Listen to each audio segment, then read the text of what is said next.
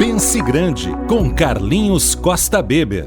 Prestigiam esse programa Pense Grande, o programa de maior audiência do Grupo Diário, a Cotricel. Cotricel, juntos cultivamos sonhos e colhemos um amanhã melhor. AR2Z, construção e incorporação. 14 bis, estilo para viver, funcionalidade para morar. Farmácia São João, mais de 1.100 lojas no sul do Brasil. Cancinha Imóveis, a maior estrutura imobiliária de Santa Maria e região. E o Sebrae RS, juntos a gente supera. Eu sou Carlos Costa Beber e esse é o programa Pense Grande. Nós vamos hoje voltar para a Universidade Federal de Santa Maria para conhecer um trabalho fantástico de pesquisas. Estive pessoalmente há 2 vezes no laboratório de insumos e estou trazendo hoje para conversar com a gente aqui o professor Márcio Mazzutti. Márcio Antônio Mazzutti. E é algo assim extraordinário que nós vamos compartilhar. Vocês vão realmente ficar impressionados com o trabalho que está sendo feito pela equipe do professor Márcio dentro da universidade. Bem-vindo, meu professor. Ótimo que tu está aqui com a gente, tá? Eu fiquei muito feliz nas 2 visitas. Olha, para mim ir numa semana e na outra, te visitar, porque eu fiquei muito encantado com o trabalho lá, muito. Carlinhos, muito obrigado pelo convite, pela oportunidade de estar aqui conversando sobre esse assunto, que é um assunto tão relevante hoje no contexto de sustentabilidade da agricultura. Eu me sinto muito honrado por esse convite, que são poucas as pessoas que têm a oportunidade de estar aqui. E aproveito para te parabenizar pelo trabalho que você tem feito, trabalho voluntário de fortalecer a economia regional, fazer com que as coisas aconteçam, esse incentivo para que essas coisas se dinamizem e aconteçam e a região como um todo se desenvolva. Então acho que isso é um trabalho relevante. Muito bom. E muito é que a gente tem bons parceiros para conversar aqui, né, Márcio? Perfeito. Eu fui conhecer o laboratório de bioinsumos a convite do professor Tiago Marquesan, que é o meu velho parceiro, diretor do Centro de Tecnologia, e ele disse: Carlinhos, tu tem que ir lá conhecer o laboratório de bioinsumos. Te acredito assim, eu fui com uma expectativa quando eu entrei lá, né, é algo realmente gigantesco. Mas antes de nós chegar no laboratório, vamos conhecer o professor Márcio, que nasceu em Marcelino Ramos, interior de Marcelino Ramos. Ele vai contar essa história, passou pelo seminário, foi fazer graduação na URI, fez o mestrado, foi fazer doutorado em São Paulo e acabou caindo em Santa Maria, que não estava nem no radar dele. Vamos contar um pouquinho dessa tua história, como é que tu veio parar aqui em Santa Maria e lá no fim, a conclusão desse trabalho. Muito bem, essa história eu gosto de contar porque muitas vezes, principalmente para as pessoas jovens que estão aí vislumbrando uma oportunidade de carreira, existe uma trajetória. Quando era criança, isso nós estamos falando lá da década de 90, tinha a Guerra do Golfo. E eu sempre me imaginava num laboratório subterrâneo, fazendo extração de plantas e testando isso em ratinho. Coisa que na época eu tinha, sei lá, 7, 8, 9 anos. Não fazia nem ideia do que vislumbrava em função da situação, de onde estava colocado, enfim. E aí, como eu segui uma trajetória que a grande maioria das pessoas que nascem no interior e têm vontade de estudar, elas acabam trilhando, que é no primeiro momento ir para o seminário. Quando eu entrei no seminário, eu de fato entrei com esse desejo de ser padre, mas ao longo da trajetória as coisas foram se desenhando diferente. Então eu fiz todo o ensino médio no seminário, cheguei a fazer 1 ano de filosofia, aí eu saí e fui fazer engenharia de alimentos em Erechim. E na engenharia de alimentos eu já entrei nessa área de bioprocessos logo no início, trabalhei com um grupo muito competente de professores, aprendi muito com esse grupo na verdade é o que me deu toda a base científica e tecnológica de crescimento para poder depois trilhar um caminho com pernas próprias. Então eu fiz a graduação. Logo após a graduação, antes mesmo da graduação, já tinha definido que eu seguiria uma trajetória de pesquisador na academia, aquela pesquisa bem acadêmica, e aí fiz mestrado na sequência, terminei o mestrado, fui para Campinas, São Paulo, fiz doutorado, e voltei a trabalhar em Erechim, na própria URI.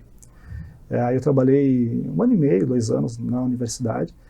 E aí, por questões políticas, questões de conjuntura também de mercado, o grupo que estava na URCA era um grupo muito forte. Ele começou a se dissolver. E nessa dissolução, eu disse, eu vou seguir meu caminho a partir de agora.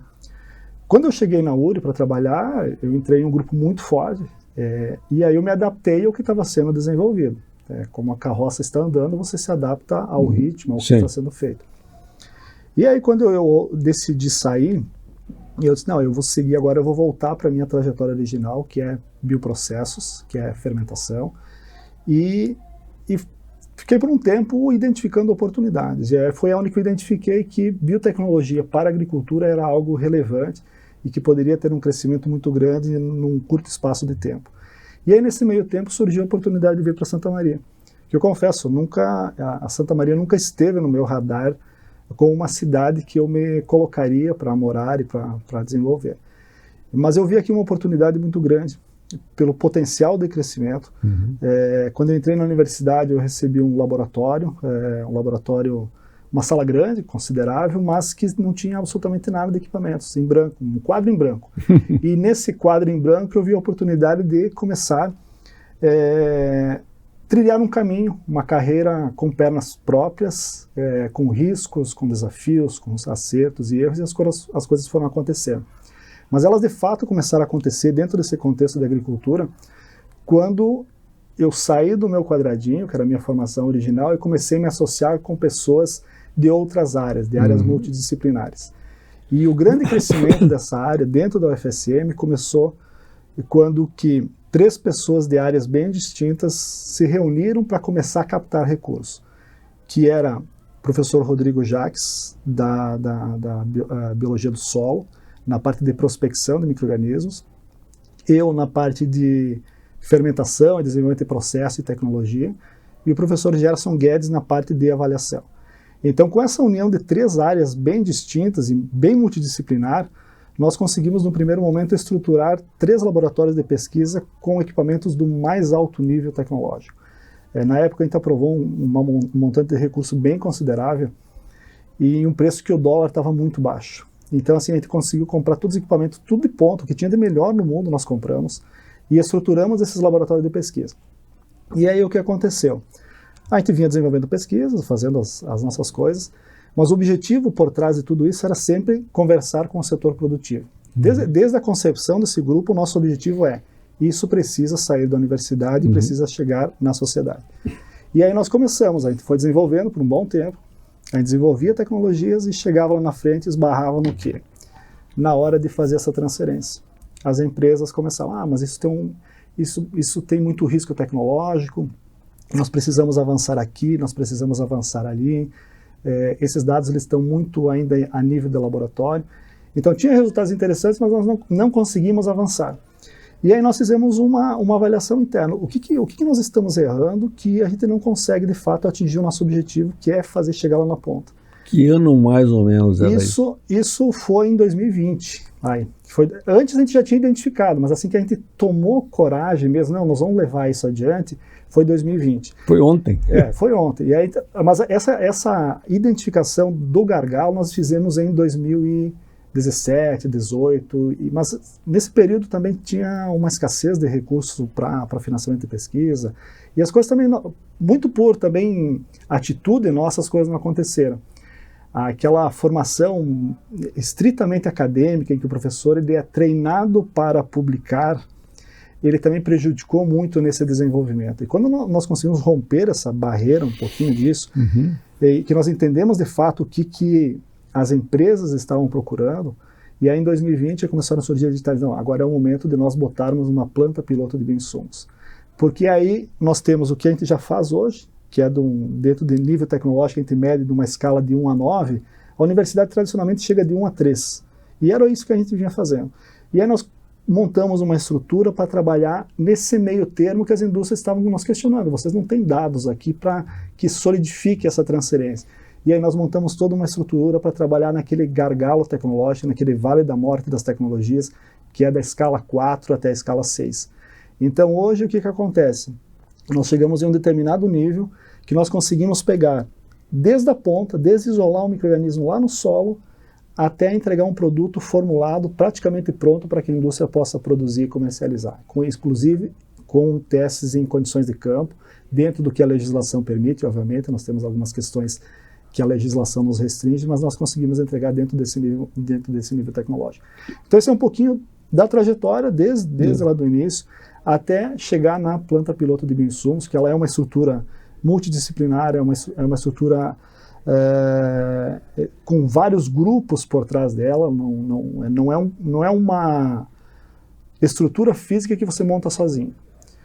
Em determinado momento dessa trajetória de 13 a 18, essas 3 pessoas seguiram meio que carreira solo. Não, agora nós já montamos nossa estrutura, nós também vamos seguir nossas ideias de pesquisa. O resultado disso foi muito ruim para todo mundo. É verdade. Foi muito ruim para todo mundo porque o nosso potencial de captação ele caiu muito. Nós caiu muito mesmo.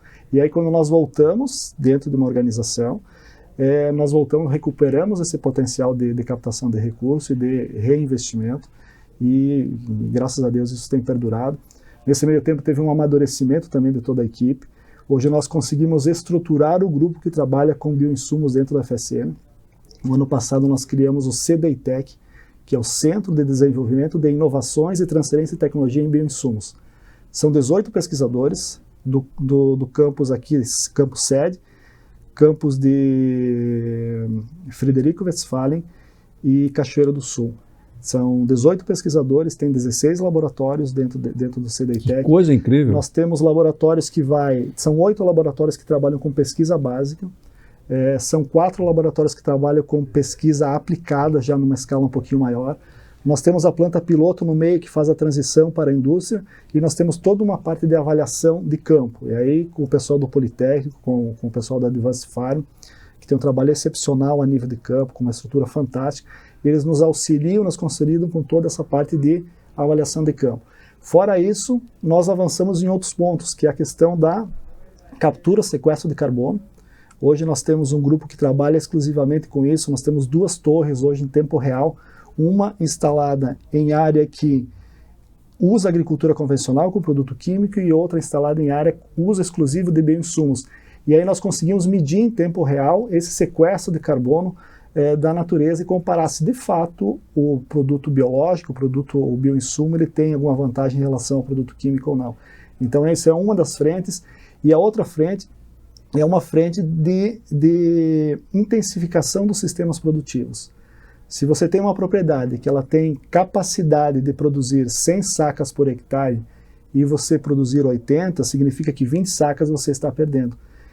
A quantidade de insumos que você está colocando nessa propriedade é a mesma. Então, o que você faz? Identifica quais são esses gaps, quais são esses gargalos e tenta fazer com que o produtor corrija isso para que ele aumente a produtividade.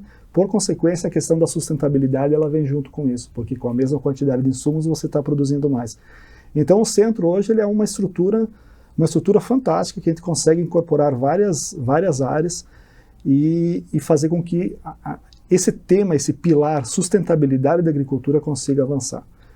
Hoje Santa Maria ela é reconhecida como uma das universidades em que a pesquisa dentro desse tema é uma das mais avançadas no país.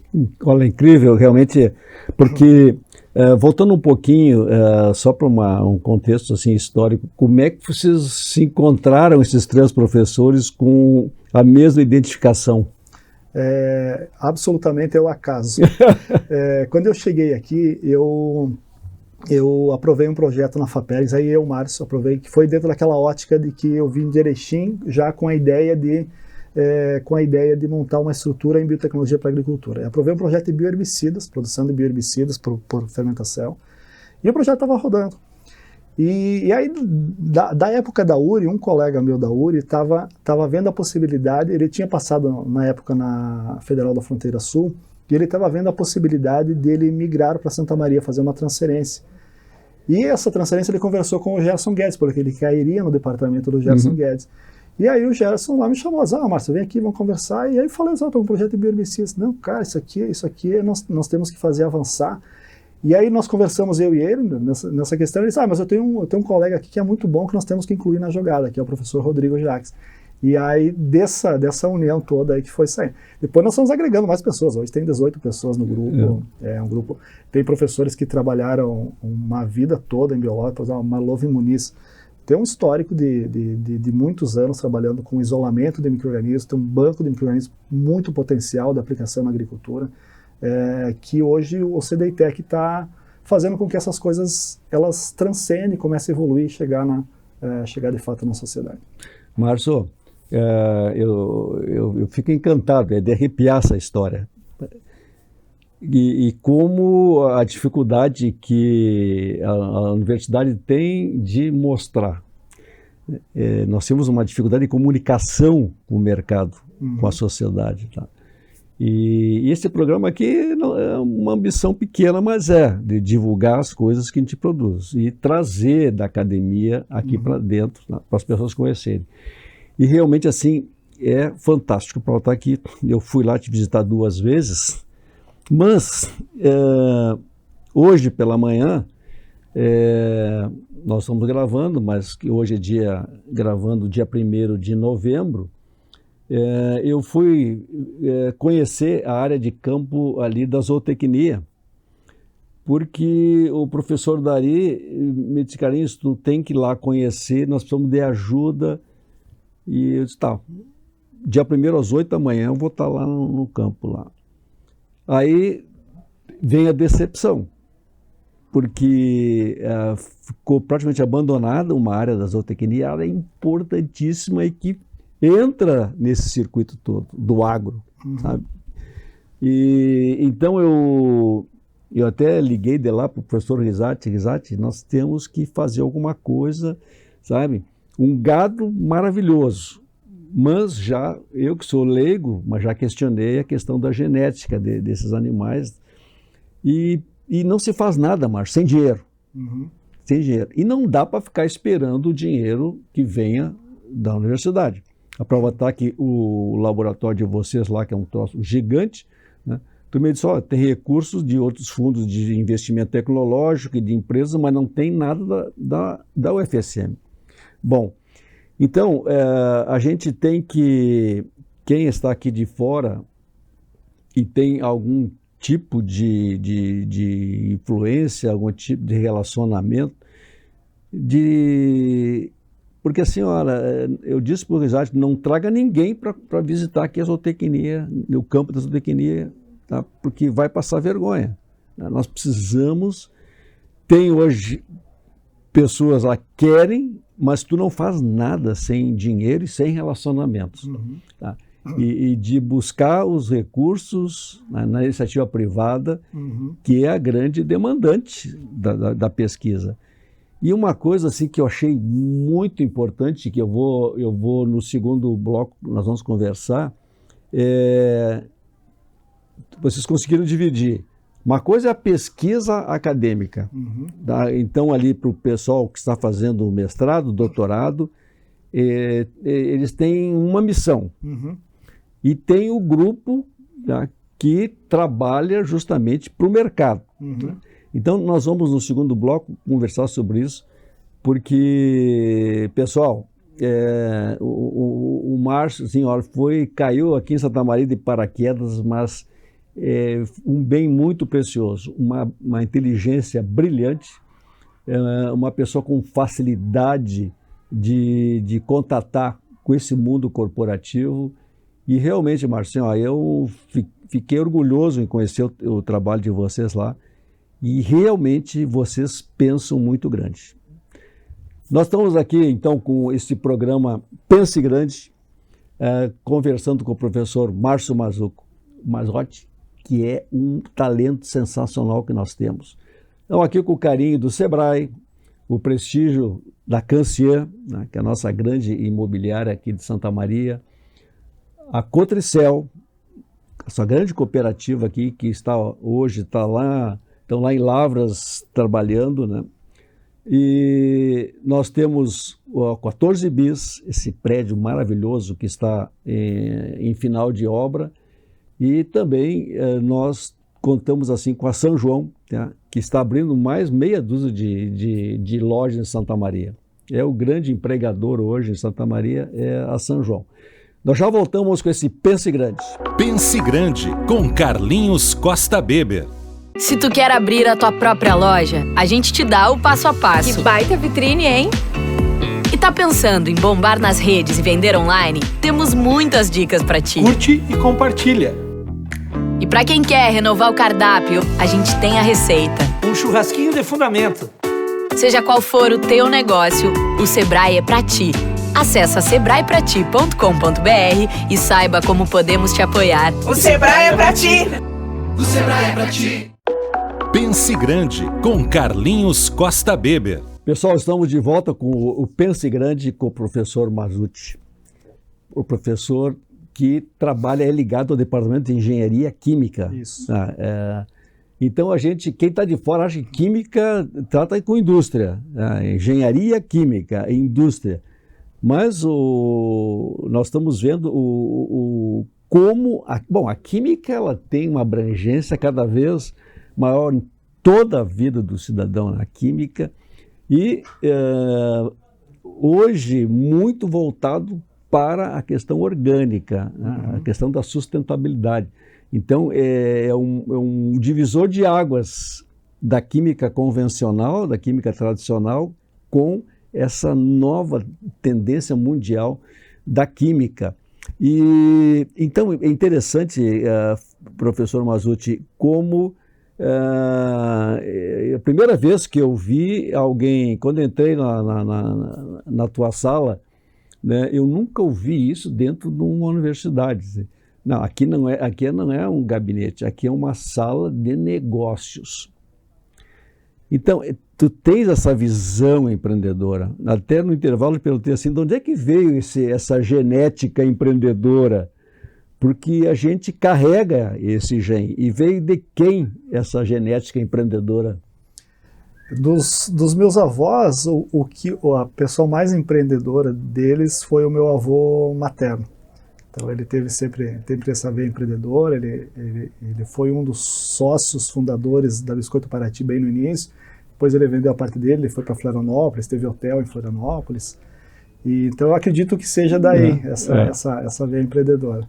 Essa é uma janela que eu gosto muito de analisar essa questão que influencia muito nas pessoas, que é a questão da genética. E a maioria nem sabe, nem pensa a respeito, mas isso é verídico. Bom, o trabalho de vocês é isso que nós temos aqui que vender o trabalho de vocês. Quer dizer, esse programa já gerou vários negócios interessantes, porque com a internet vai mundo afora, né? Então nós temos aqui que mostrar para o mundo o que vocês fazem,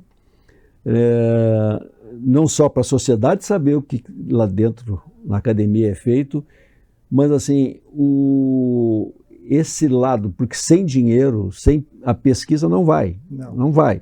E pesquisa, principalmente essa pesquisa mais sofisticada, ela tem que investir a curto, médio e longo prazo. É o processo evolutivo, demora as coisas acontecer.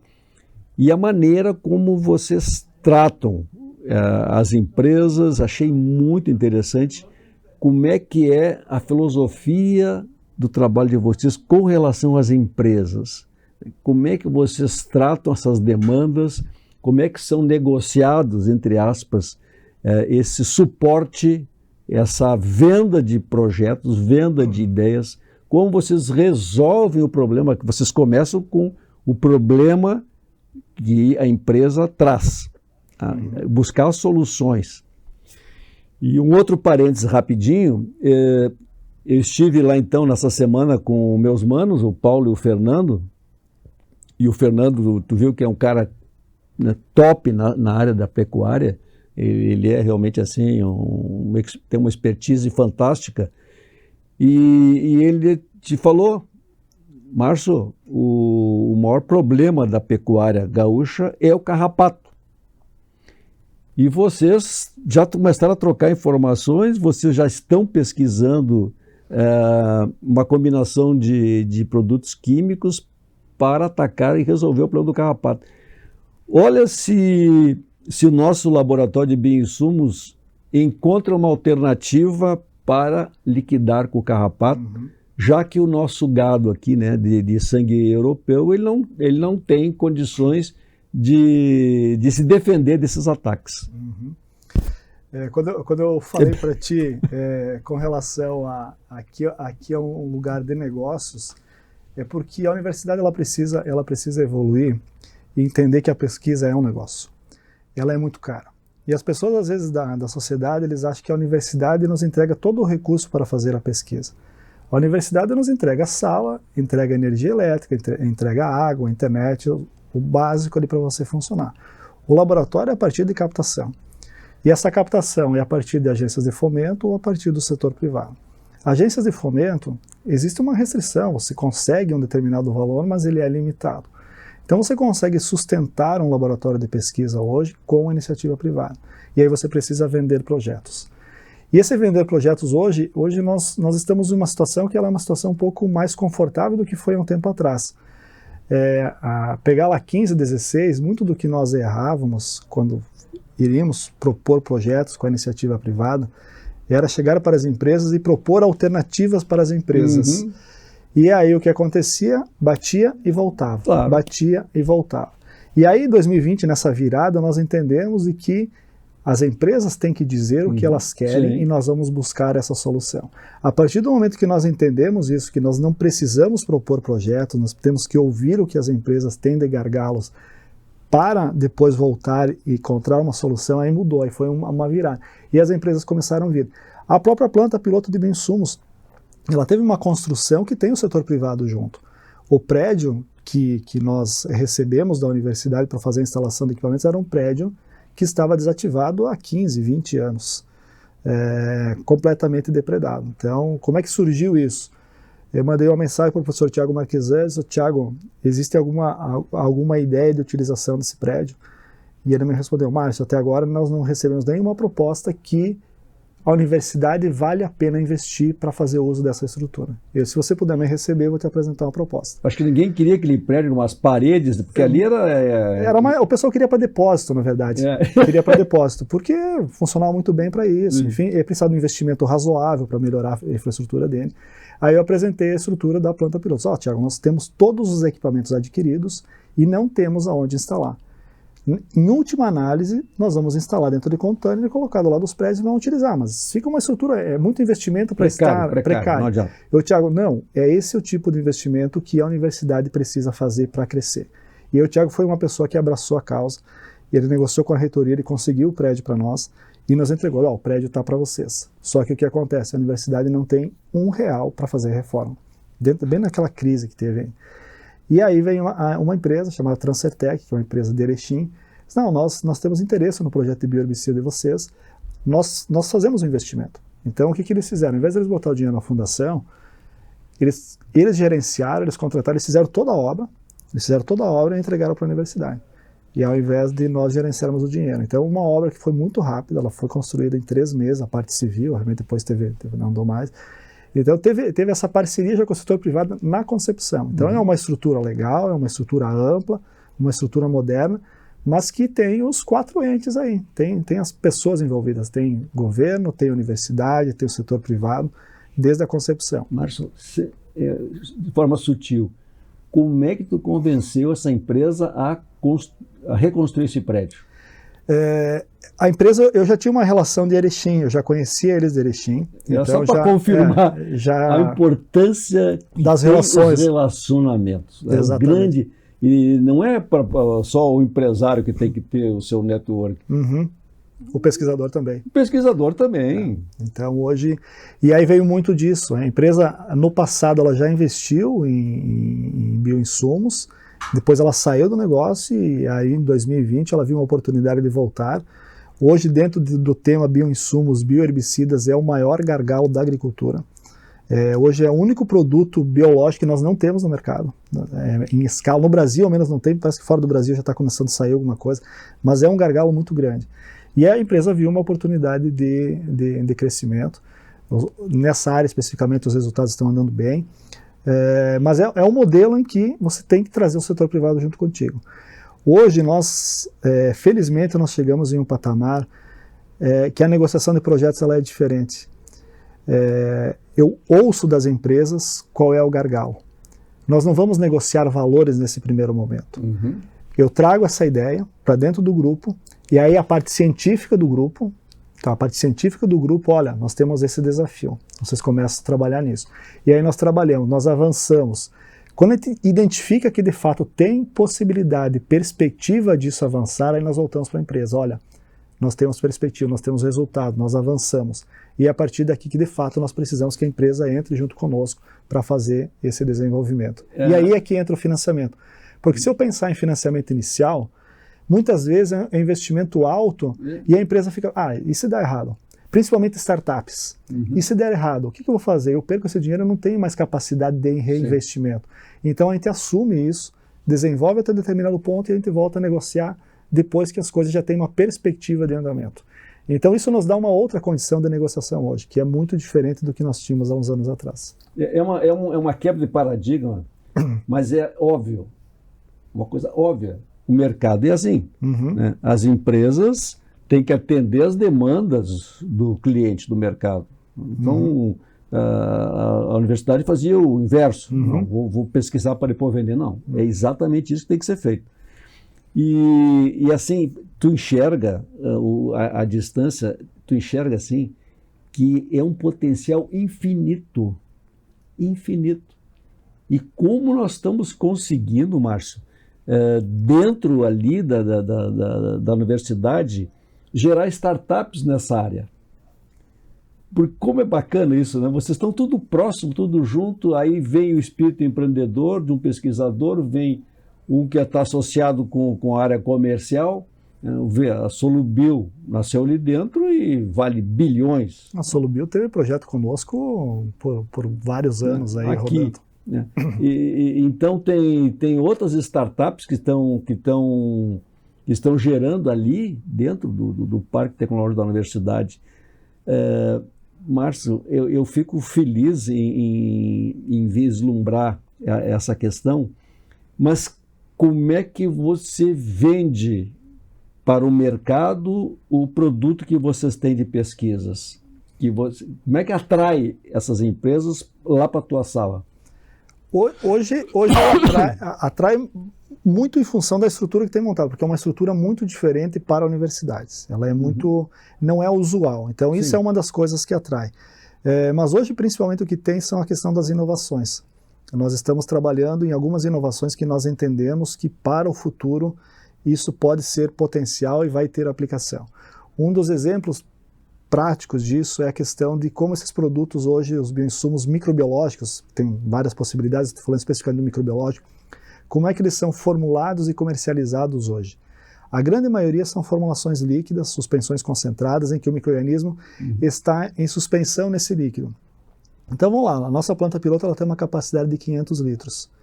Se eu pensar em produto líquido, a priori eu posso tirar 500 litros de produto lá, eu envaso ele e tenho possibilidade. Nós não comercializamos, obviamente, mas se fosse uma empresa, comercializaria 500 litros. Desses mesmos 500 litros, se eu pensar em desenvolver tecnologia para secar, transformar isso em um pó, eu transformaria 500 litros em 5 quilos. Com o mesmo potencial dos 500 litros. E esses 5 quilos, então, eu consigo diluir. Eu tenho tecnologia para fazer isso hoje, a planta tem tecnologia para fazer isso, e aí você tem um produto muito mais concentrado, muito mais eficiente. Você retira a água, a tua vida de prateleira automaticamente ela aumenta. O ciclo de vida dura muito mais. O ciclo de vida dura muito mais. A questão dos índices de sustentabilidade, tudo isso entra no índice de sustentabilidade, que é o que as empresas, a agricultura busca. Então, um produto com uma vida de prateleira mais longa, pensando numa agricultura continental, como é a agricultura do Brasil, ele tem um potencial muito maior. Mas isso tudo são tecnologias que são desenvolvidas ali dentro. Por exemplo, granulação de produto biológico para ser utilizado em suco de semeadura. É uma das tecnologias que nós estamos em desenvolvimento, já tem alguns testes andando. O que acontece quando você aplica um produto biológico hoje líquido no campo? Você tem um micro-organismo que ele está basicamente dentro da água. Quando você joga para o campo, ele cai lá no campo, ele tem os competidores naturais ali do ambiente, ele tem toda a questão de radiação ultravioleta que está incidindo diretamente nele, tem a questão de falta de nutrientes, ele precisa acessar a água para poder fazer a sua multiplicação. Então o que acontece hoje, de uma maneira geral, você aplica mais ou menos 1 trilhão de células no campo por hectare, e desse 1 trilhão de células sobra umas 100 mil. Sobrevive umas 100 mil. É mais ou menos isso. E aí o que acontece? Um desperdício absurdo. Você joga muito dinheiro fora porque o que acontece? Você tem essa questão da baixa sobrevivência no solo. Quando você granula, por exemplo, um produto, o que você faz? Aquele grânulo pequenininho, ele é um microreator. No grânulo eu consigo colocar tudo o que o micro-organismo precisa para sobreviver. Eu consigo proteger ele de competidores naturais, eu consigo fornecer todos os ingredientes para a sua nutrição. A única coisa que ele precisa ao cair no solo é água. Então ele absorve a água do solo e a partir daí ele começa a sua atividade metabólica. Então isso, ao invés de eu aplicar 1 trilhão de células, eu posso talvez começar a aplicar 1 milhão de células, 2 milhões de células por hectare. E aí o que acontece? Eu tenho uma redução na quantidade de produto que eu estou aplicando também. Porque a agricultura também é isso. Hoje tem muito isso. Se você aplicar grandes quantidades de insumos biológicos, obviamente você vai corrigir. Mas e a questão de sustentabilidade disso? Porque tem que produzir antes. Hoje, muitos dos produtos, principalmente produtos à base de fungos, eles são produzidos a partir de fermentação em arroz. Uma empresa em São Paulo processa 30 toneladas de arroz dia. Loucura. O produto é sustentável? É sustentável. Mas se nós formos analisar do ponto de vista social, 30 toneladas de arroz do ponto de vista de alimentação humana é muito grande. Dessas 30 toneladas, por exemplo, você aproveita 2, 3 toneladas, o restante é resíduo. E aí você faz o quê? Então é uma tecnologia que produz o que você precisa, você produz um insumo biológico, você produz um insumo sustentável, mas você precisa começar a se questionar a cadeia. E aí isso é uma das coisas que nós estamos fazendo. Nós estamos substituindo a fermentação sólida. Ela é fantástica. A fermentação sólida é maravilhosa.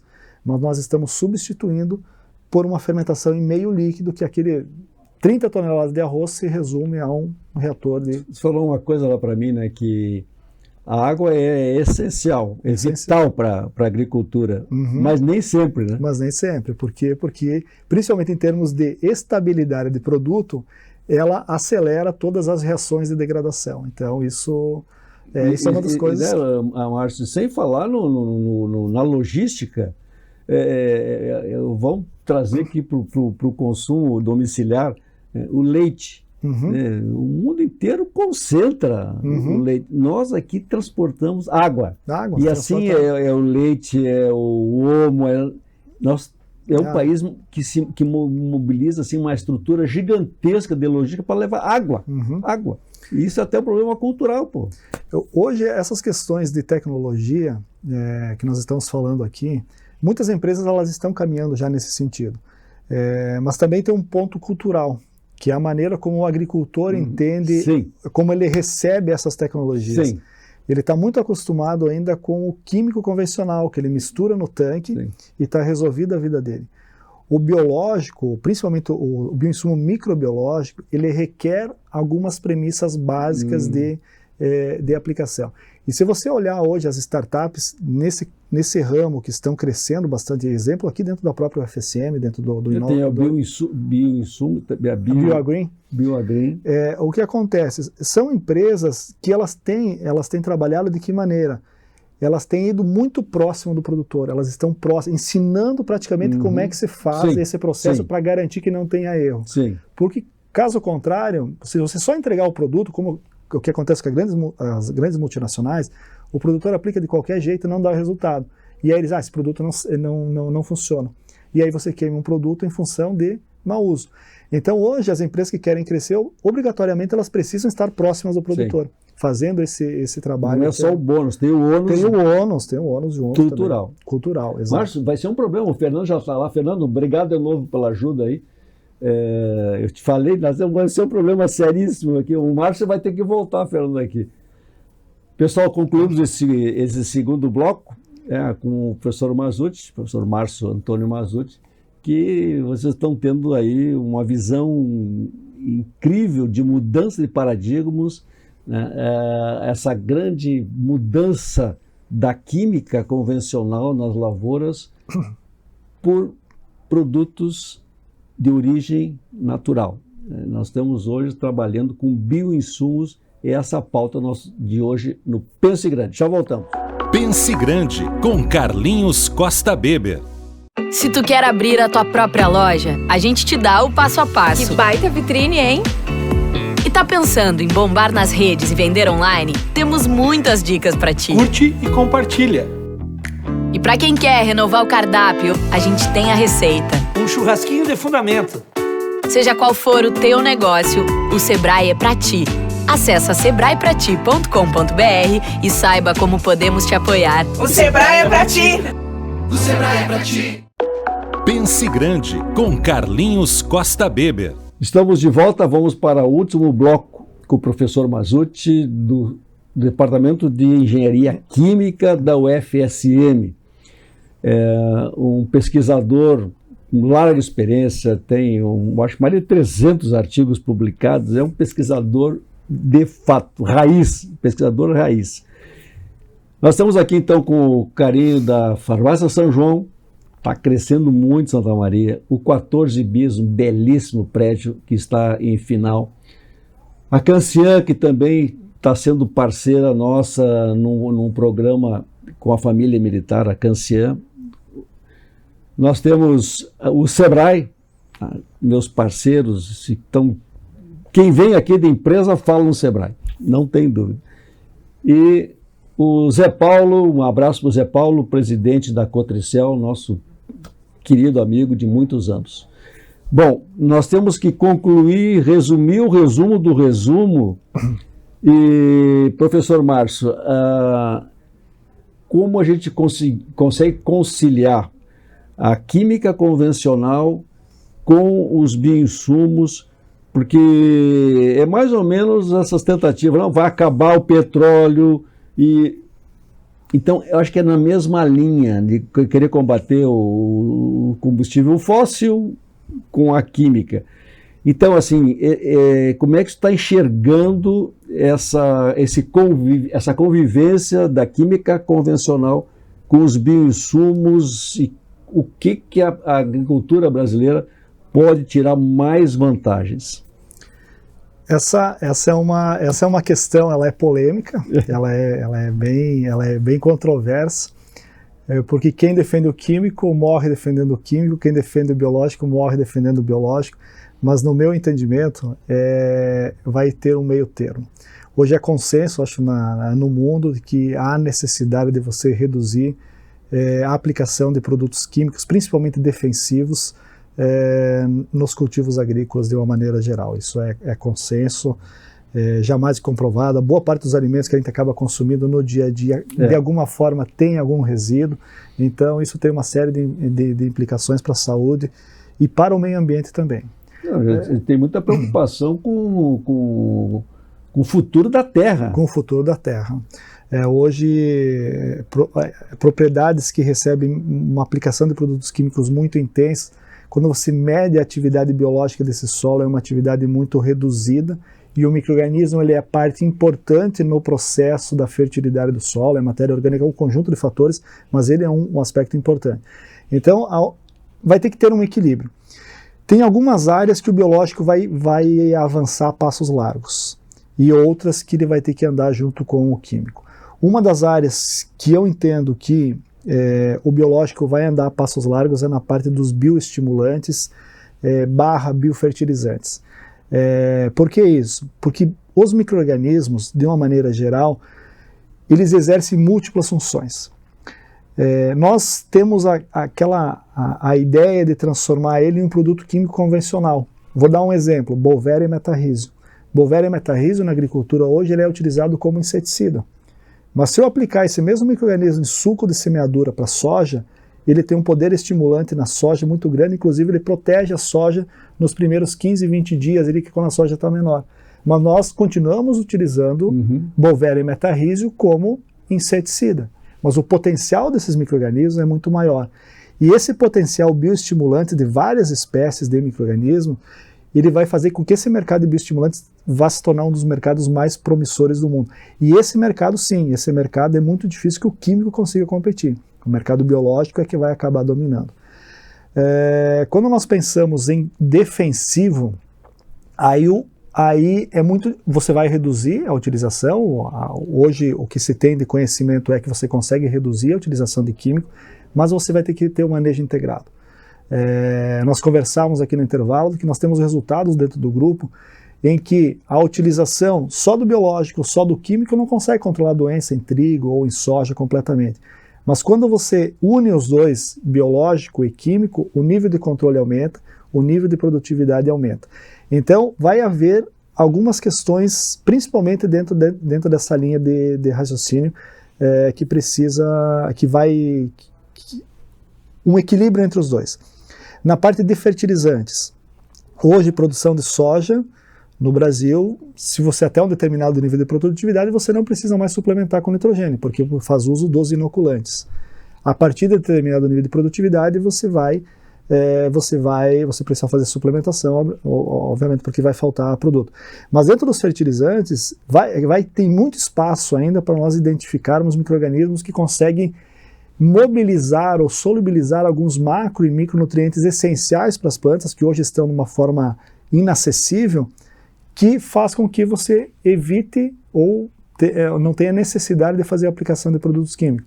Fósforo e potássio. Boa parte dos nossos solos hoje eles são ricos em fósforo e potássio. O problema é que a planta não consegue acessar. Mas tem micro-organismos que produzem moléculas, produzem ácidos orgânicos, produzem enzimas, que conseguem fazer com que aquele fósforo e potássio estejam disponíveis para as plantas. Vai substituir completamente? Não vai substituir completamente. Mas você vai diminuir a quantidade de produtos químicos que tem. Diminuindo a quantidade de fertilizantes que você utiliza, obviamente você equilibra essa balança comercial. Você tem um produto produzido nacionalmente, evita a importação, você equilibra essa balança. Mas uma das coisas que, no meu entendimento, ele é fundamental para o crescimento da agricultura é o descobrimento de novas espécies de micro-organismos que são utilizadas. A natureza ela é fantástica, ela produz tudo o que precisa. Hoje, se nós listarmos todos os produtos biológicos que estão registrados no mapa, talvez, estou chutando, eu não sei se nós chegamos a 50 espécies de micro-organismos diferentes.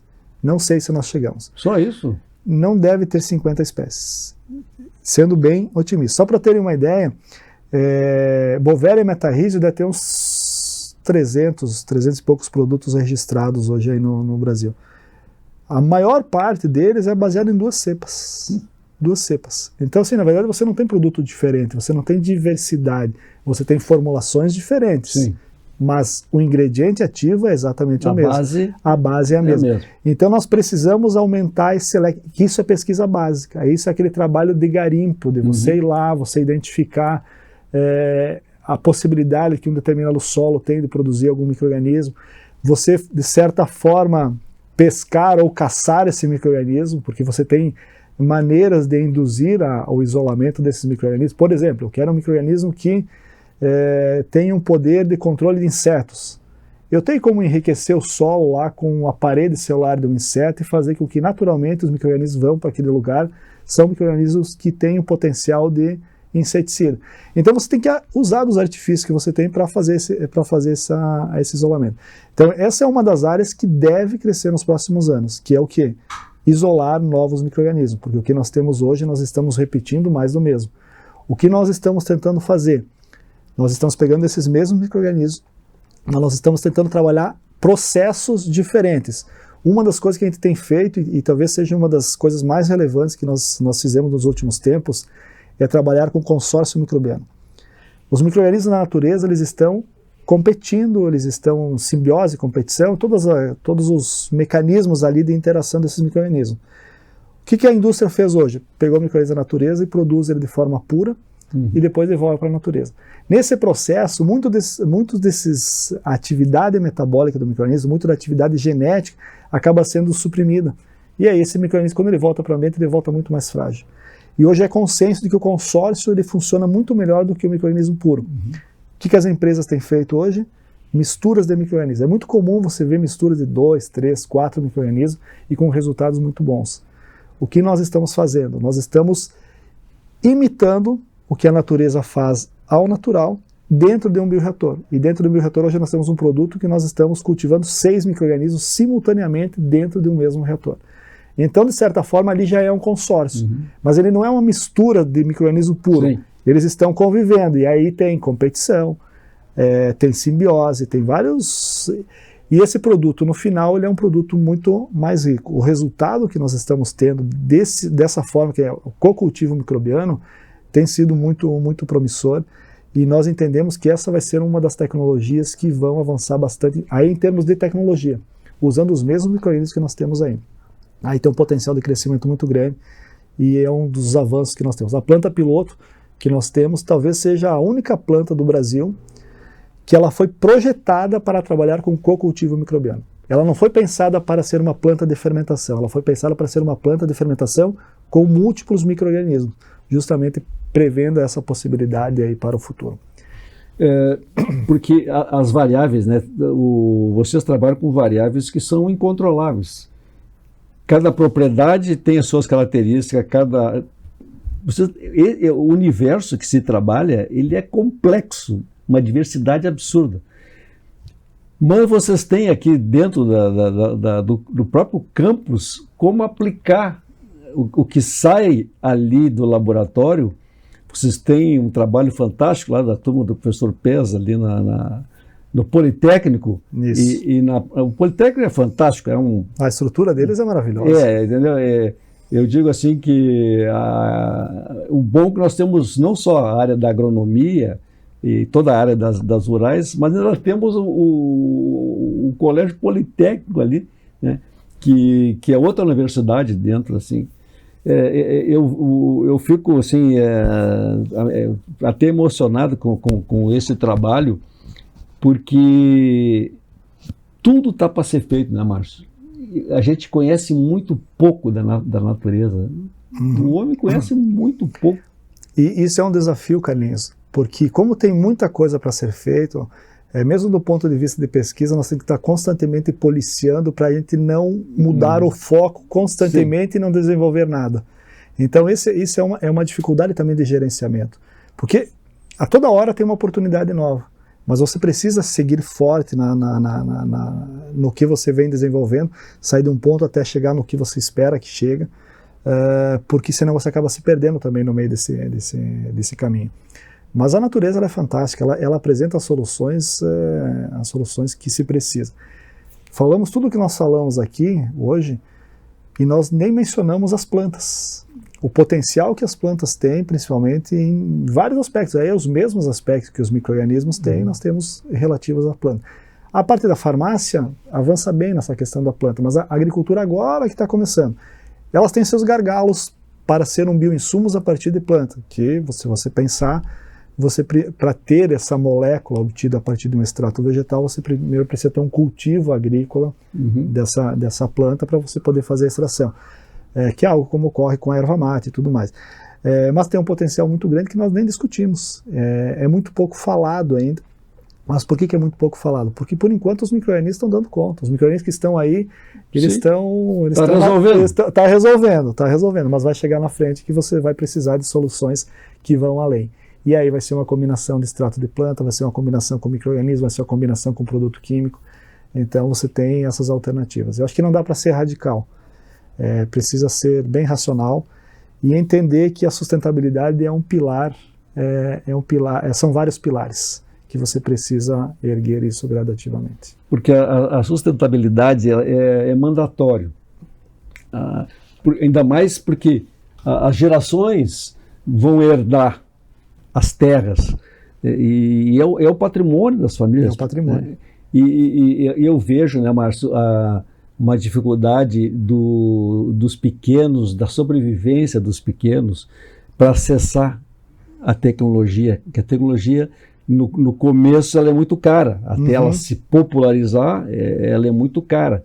Então o pequeno, né, como ele precisa do apoio de vocês da universidade. Eu acho que a universidade tem um papel fundamental nisso, Carlinhos, que é o quê? Primeiro, Quando a gente desenvolve tecnologia, e isso é uma coisa que nós estamos tentando equilibrar agora, quando a gente desenvolve tecnologia, nós não podemos pensar somente no grande que pode pagar por essa tecnologia. Nós temos que pensar em desenvolver tecnologia. Um dos projetos nossos hoje, que está em andamento, é justamente você fazer o quê? Fazer uma redução tecnológica nos processos, para que você tenha um processo simplificado, para que aquela associação de produtores, se ela quiser produzir, ela tem condições de produzir, porque você entrega um processo, você entrega um equipamento, no nível que ela vai conseguir trabalhar. Quando você começa a subir muito o nível tecnológico, você limita muitas pessoas. Rio Grande do Sul, se você pegar historicamente, Rio Grande do Sul, Santa Catarina, Rio Grande do Sul e Santa Catarina principalmente, são os 2 estados em que há o menor nível de adoção de bioinsumos. O do Rio Grande do Sul está em torno de 10%. Mas aí você tem uma leitura. Rio Grande do Sul e Santa Catarina é basicamente agricultura familiar.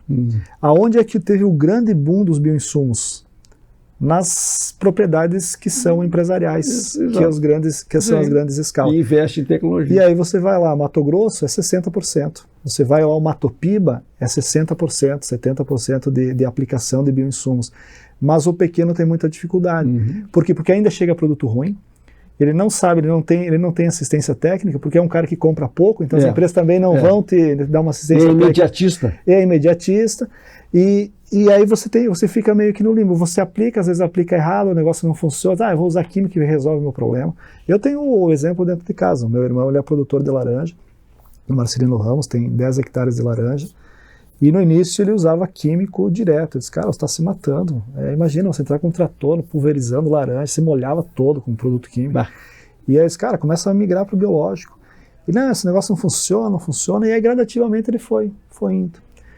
Daí hoje a internet também facilita, começou a pesquisar, e ele é um cara que conversa bem, e foi evoluindo. Hoje ele só entra com químico em situações muito específicas.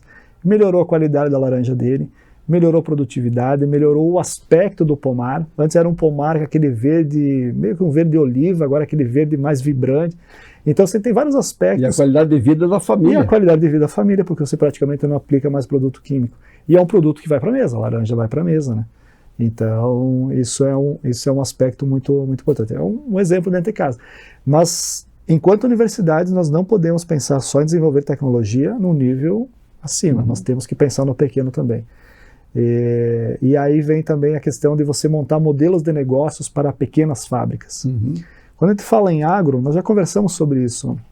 Quando a gente fala no modelo agro, a ideia é que tudo seja muito grande, mercado gigantesco. As próprias startups, e aí uma crítica construtiva às startups, toda startup ela cria pensando ser um unicórnio. Você não precisa ser um unicórnio. Você pode melhorar muito a sua qualidade de vida, você pode ter uma renda muito boa sendo uma empresa que atenda um determinado nicho, mas atenda bem feito, faça um negócio bem feito. Então você pode ter empresas menores que conseguem competir com as grandes, porque as grandes elas não vão entrar em todos os locais. Vai ter muito local descoberto e tem que aproveitar essas oportunidades. Mas essas startups também elas precisam ter esse suporte tecnológico. Elas precisam. Não adianta você chegar e dizer, olha, para você montar a tua fábrica você vai custar 5 milhões, que ela não vai montar.